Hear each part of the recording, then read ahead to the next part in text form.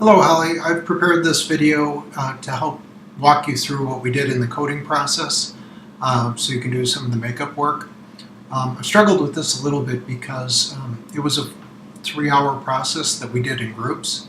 And I did it in groups partly because of the give and take that would go on, and also because only a group could get the amount of work that was needed to be done. And so now to have you do it individually by yourself, I'm trying to balance how to give you the same experience that other people got, but not make it overwhelming. So I'm going to try to do that as I go through this.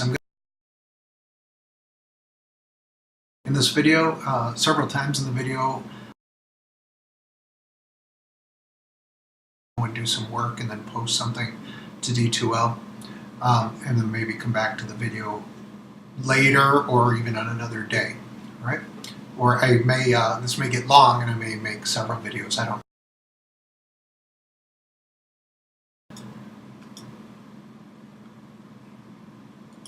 So, let me see here, okay. So the data that was collected, remember, was about different facets of identity regarding technology in districts. And I did adjust the research question that I had presented early in the semester, and this is the research question that we're going to use today, or that you're going to use today when you practice coding. In what ways are messages about district technology identity aligned among the various identities, right? So, in other words, is portrayed identity different than experienced identity?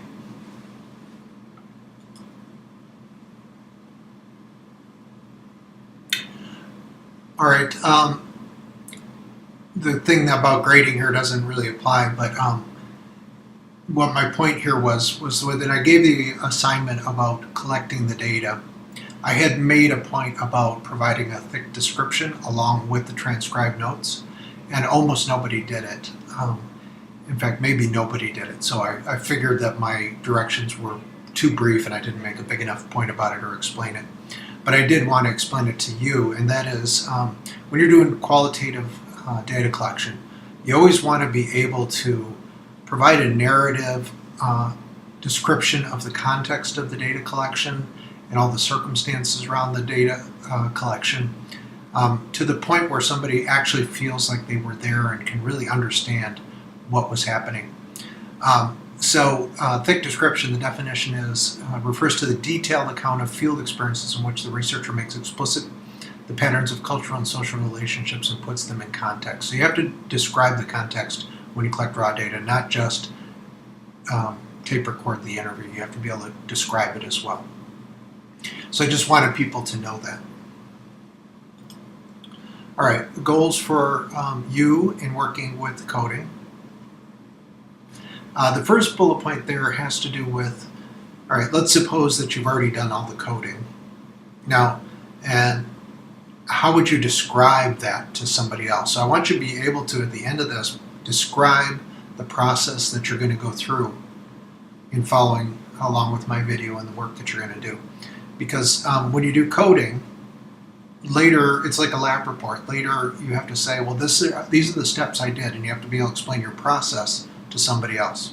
Not just your results, but the process, so that they can then have more confidence in your analysis. They say, oh, Holly did 1, 2, 3, 4, 5, 6 things while she was coding. I understand that she went through a rigorous process, and now I'm ready to believe or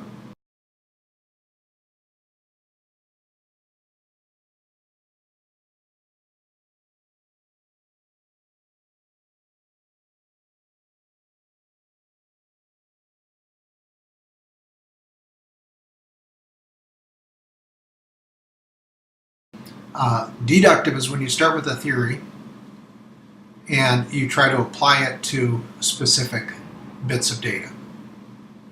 Inductive is where you don't have a theory, or at least you don't have a very specific theory. It might be very, very general and broad, but you have lots of data points, and then you start to construct a theory from the data points. You can do either in qualitative research. The more purely qualitative, or the more purely constructivist, I would say, approach to data analysis is inductive.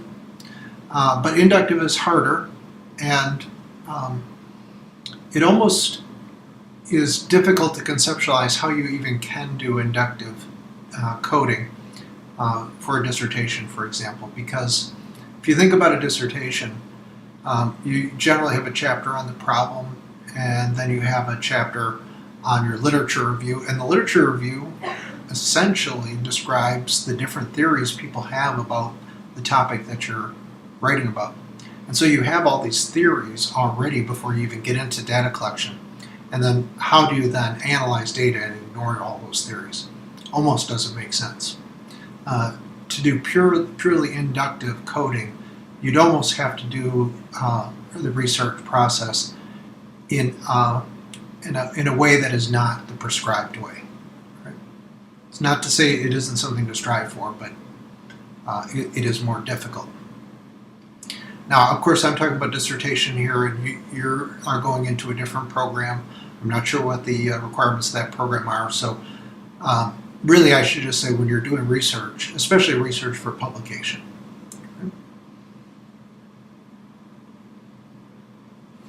All right, and then I may talk a little bit about the last one, is how do you enhance the credibility of qualitative research. But the biggest idea here is deductive and inductive data analysis.